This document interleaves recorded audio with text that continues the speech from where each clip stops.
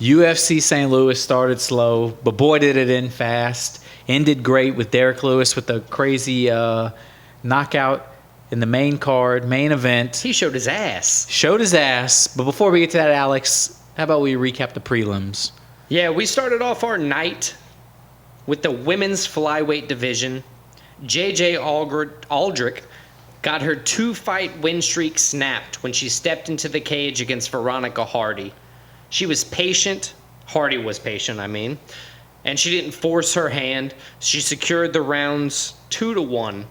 That would be 29-28, 29-28, 29-28 on all three judges' scorecards. Another flyweight was next, but that was in the men's division. Charles Energy Johnson pulled off the upset decision win over Jake Hadley. He scored a knockdown. He also stifled all 11 of Hadley's takedown attempts. This was knockdowns. You don't get taken down. Yeah. You deserve the win. He got more significant strikes. It was an obvious decision for Charles Energy. Moving up in weight, but sticking with decisions, we had Trey Waters. He told the truth, the whole truth, and nothing but the truth to Billy help Golf. him God. That truth was that Waters was the better fighter. He didn't rush, and he chose effective shots through 3 rounds. On God. On God. And another one, Tabitha Baby Shark Ritchie took home the split decision victory, the only split decision on the prelims, over Tisha Pennington. Now, while she didn't outscore on striking or really any other category, she did have more consistent control. She did win the fight. There you go. Now, moving forward, Rebecki, he wrecked Terrence T-Rex McKinney. I've never seen somebody, the way he got knocked out, he was scared sitting me. straight up with his arms straight. I can't do the face that he did, otherwise I'd be canceled. He couldn't stop doing that face for 5 minutes. And that would be a hate crime if I did it. And I like Terrence McKinney, but boy, did he get knocked out. If you tried to bite your ear, that would be similar to the face he made. But yeah, it was a shin-to-chin KO, 37 seconds into the round. It was as clean as it gets. Yeah, just as clean as it gets. He knew he didn't need any follow-up after that. Now, following up that KO, Chase Hooper delivered a masterful performance. Kind of a controversial finish. Right. He got in a early knockdown. He got the fight down early. He dominated on the ground. He did damage. He gained control time. And in the second round, about 3 minutes in, he got the Darce choke with the one tap off the back. And as Laura Sanko says, don't touch him. Yeah, I mean, I could see you arguing he didn't tap, but that dude's face was red as hell. Red as hell, and you make the thing that even is close to a tap in that position. After being dominated for two, that's what I'm saying. After being dominated, rounds. And it's always nice. There's something about Chase Hooper just looking like a 12-year-old kid. It's nice to see him get wins in the UFC. Yeah, 24 years old. He's a gem. We love him. But yeah, let's move on to the main card.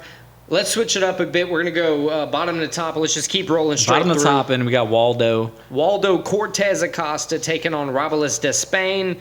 This one was fun. I picked Robelis Despaigne coming in. So did our special guest, Marquest, on this one. I did not pick anybody in this fight, but I'm glad a guy named Waldo got the decision win. Yeah, where was he? He was on the ground with a strong ground game. He had 3 for 4 takedowns, 9 minutes, 49 seconds of ground control. It was a sheer domination. He scored 30-26, 30-27, 30-27 on the scorecards. So, in overall, he dominated the fight. Honestly, Despaigne could have won this. He made big mistakes. He didn't get off enough offense. He didn't get the deep underhook to try to stifle the takedown. Those are things he can fix in camp. The guy's only 5-1 in his career. He's 4 in the UFC or something like that. He's young in the UFC, so I like to see Robelis. For as a first loss goes, it was not a bad first exactly. loss. I like it. I like it there. There's room for improvement. Now, Cortes-Acosta had no call out, which I don't think he should at this point. But in the heavyweight division, I'm going to call out some people for him.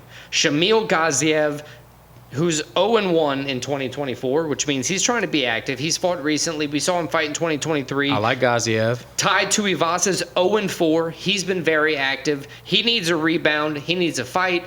That's a striking battle. Somebody like Waldo, Cortes-Acosta. I think if Tuivasa gets desperate, yes, that's a good fight for him. Or the loser of this main event, Rodrigo Nascimento, the 12th ranked fighter. It's a little bit early for a top 15.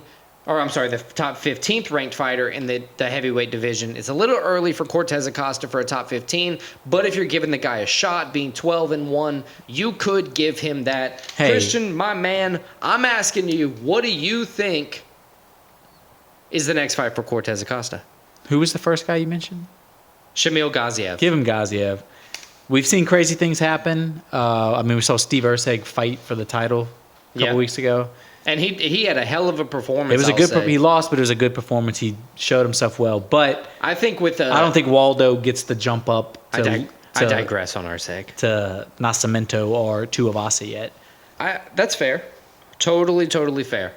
All right, Shamil Gaziev. Let's book it. We'll post about it. We'll talk about it. Now we got Sean Woodson, Alex Caceres. Caceres? Yeah, Caceres. He had a unanimous decision over Bruce Leeroy, 30-27 and 29-28 on two of the judges' scorecards. This was a very smart fight for Sean Woodson.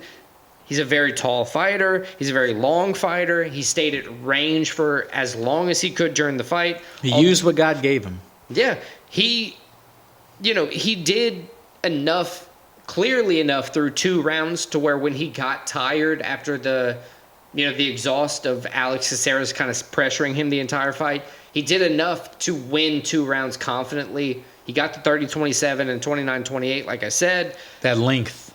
Length came to play. It's very hard. He had good output, and he's very tough. So he had an impressive call out, in my opinion. He called out Bryce Mitchell.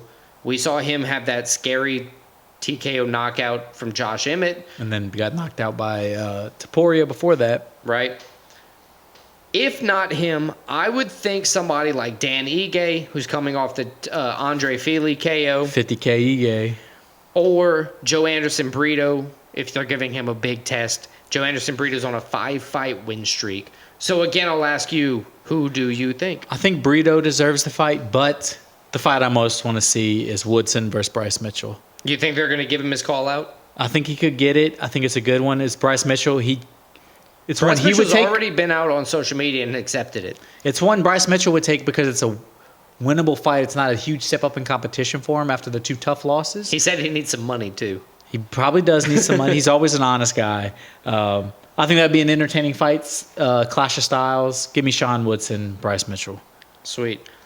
I like it. Look, I would say on the next fight, Rebecki was arguably up through 2 rounds. He got, once again, they didn't count it as a knockdown, but I would say a knockdown in the early 2nd round of the fight. He got the obvious 1st round advantage.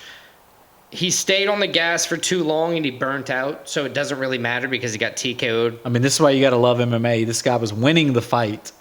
It was definitely up for argument. He definitely was losing the 3rd round. But he was winning the overall fight, and he got knocked out. And that's what happens in MMA. You got to have your... Ferreira was dropped twice. Everything on point for the whole fight. Both of them, even when Rebecki was on the ground, they both were rolling well. It was competitive, definitely. So it was arguable for both fights. This was a big one. Ferreira, he got the upset here. He stayed patient. He stayed in it. He thought that he was going to be the wiser fighter here, and truthfully, he was. He didn't gas himself out early like Rebecki did. If Rebecki would have just waited like 3 minutes into the 1st round to start that onslaught, he could have made it not the last 9 seconds of the round potentially. I agree, but he was probably banking on knocking him out. He was. So you got to respect the game plan. He had a 16-fight win streak coming into this fight. Respect the game plan, but if you do that, you got to know you got to have the gas in the tank. So. No call out from Diego Ferreira. I don't think he was prepared to win this fight coming in. I think a big thing for him was, just showing that as a 39-year-old, he still has what it takes to be in the ring or in the cage doing what he wants to do. I picked some call outs for him. I got Bobby Green because he hasn't been knocked out since Dustin Poirier. I got, partially due to that gas tank, Drew Dober, if you want to test the power, because Drew Dober has power, he's coming off a loss. Or Drakkar Klose. They're kind of close in ranking. Drakkar Klose coming off a win in 2024. It's given both of them a test. Good strikers. You know, Drakkar Klose has faded late in fights in previous. He's done better recently. Give him a test with somebody with a proven gas tank like Diego Ferreira. Which fight of those three do you think are the best options? I kind of like Klose. I think that's a good, it's not a huge step up in competition, but it's the next stepping stone. I think it'd be an entertaining fight. Give me that fight. Sweet. The next one. Most impressive knockout of the night. Man, 12 seconds. 12-second knockout is impressive. We've seen Menifield fight a couple times too, and Ulberg just came in and I thought finished him quick. Easy work. On the Verdict MMA app, I picked Ulberg by second round TKO. I thought he was gonna, kind of work the body a little bit, soften him up because they're both big dudes and they swing strong, and it takes a while to figure out that timing. My man needed 12 seconds. I did not expect Menifield to just rush him in the front and then Ulberg to just be like, all right, unload. Bam, bam, bam. I guess Menifield came in with the game plan that he has the range on me and we're both strikers, so I just want to rush him real quick, get in close.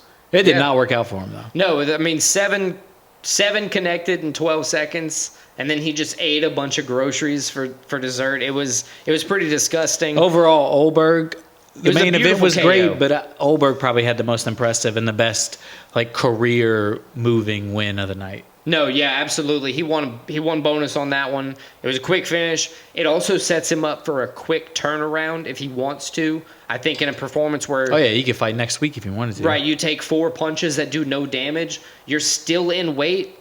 Take a couple weeks off. Make sure you don't eat crazy. If you want to get back out there, you get back out there in the next month or two. For him, I have, coming off a recent win, Anthony Smith. Big test for him. That could be fun. Nikita Krylov or Alexander Raychik coming off a loss. This is a tough one. I think all of them are step-ups for him, which he deserves at this point, especially after a 12-second knockout. Right. I agree. At this point, 11-1 in his career. I think he deserves a test. Give me somebody Raychik. Close in the ranking because Menifield was in the rankings. They obviously switched places there. Give me Raychik. I think that would be a great... Raychik coming off a loss. Standing up banger battle. I would like to see Anthony Smith. Those are two. Anthony Smith's kind of all-around fighter, but it would be a test of Ulberg's well-roundedness. Yeah. So I think that would be a good one for him, too. I'm going to start off the next fight with just a really cool quote from Joaquin Buckley after the fight. It was a kind of weird call out, but we'll talk about that in a second. The quote I want to say is, if you want to be the king, you gotta behead the king, and I'm coming for the throne. That's a pretty cool sentence to say after you beat somebody. I wish he would have beat him in his hometown, but it would have been better if you knocked the dude out. If you had the Ulberg 12-second knockout. Right. But overall, Buckley, he's a guy. He's stacking up wins now. Yeah, he absolutely dominated Nursulton, Ruziboev. 30-27, 30-26, 29-27. It was varied with how they were scoring it, but it was clear who the victor was. New Mansa, Joaquin Buckley, was the obvious winner. New weight classes really help. The weight class change has redefined his career. Ruziboev being able to make welterweight, that's crazy. This is a 6'5" guy making 170, and who's still strong. The reason somebody like Buckley's wrestling in a fight like this is because Ruziboev has power. He's not trying to stand up and just throw punches, because if he connects with one of those, it's gonna do damage, and you do 3 rounds of that, he might lose the fight. He's a bigger guy than me, yeah. Right. So Joaquin came in with a very good game plan. Crazy call out. Conor McGregor. And then quickly backtracked and was like, yeah, I was a little out of line. Give me Gilbert Burns. Yeah, But Gilbert Burns today actually came out and said, yeah, I'm down. I think that's a great... I do too. I think that would be great. I think it's good for both. A couple losses in a row, I think. I think it's great for both. Gilbert Burns gets you a chance to prove you're still one of the top guys. If you're Buckley, gives you a chance to get a win on your resume and move up. The thing I will say about the Conor McGregor call-out, though, without the credence of it being serious, I do like that. I like the idea. like Conor McGregor's talking about small guys like Ryan Garcia and Sean O'Malley, but he's fighting in 170 against Mike Chandler. So it's like, yeah, if you're talking with all these 170 guys, give me a 170 guy. Talk with me, and this dude's absolutely jacked at 170. Yeah, he's way bigger than Conor McGregor. Right, so it's like Conor McGregor's naturally 170. Exactly. Joaquin Buckley's probably naturally 210. Exactly. So I like the basis of the call out, saying like, hey, you're talking to like these 130-pound guys, but you're a big dude to them. You're not a big dude to me. I'd smoke you. But yeah, I agree. Gilbert Burns would be the better fight here. I think that's the best fight they could make. Like you said, he's stacking up wins, and Gilbert Burns is an absolute banger of a fight to make. And one thing we know about Gilbert Burns, he's down to fight anybody, anywhere, anytime. Absolutely. Now, main event. Main event, Derrick Lewis is back. Again. This is a win. It's one of the most Derrick Lewis wins we've ever seen. Just typical of his whole career. But yeah, I don't think it changes anything for him. I think he's still in the same position career-wise where he's not a title contender anymore, but he's a guy you put as a main event in a fight night with fans, and he's going to perform and he's going to put a show on. Absolutely. Look, he did his job, first and foremost. He signed his contract. It was like an 8-fight contract. He came out. He put on a beautiful performance. He didn't really listen to his coaches that well. But, I mean, he did the thing he always did. He got outstruck, but he was like, I know if I just land a few times, I just need to clip his ass, and I'm putting him down. And I wrote this down earlier. It's a hard thing to see a grown-ass 265-pound man grabbing onto the ankle for dear life. As you're just getting pummeled. As you're getting just pieced up with 11 shots to the face as the ref's trying to stop the fight. And he's like, help. It's hard to see, but I've also never experienced getting punched in the face by Derrick Lewis, so yeah, can't really blame Nascimento. I'd imagine it wouldn't feel good. Derrick it's a big Lewis, boy. Like we said, that could be back. He says he wants to sit his ass down for a little while. He's acting like he's contemplating retirement, but we know he's not. He's got like 5-6 fights left on his contract. He's only 39. He's coming back for more. There's no telling who he's going to fight next. I mean, he could get anywhere from the number 3 ranked guy to a non-ranked guy. I don't have any questions for him. If there's any call out he's gonna make, I think he could get it if he wanted it, just because Dana loves him.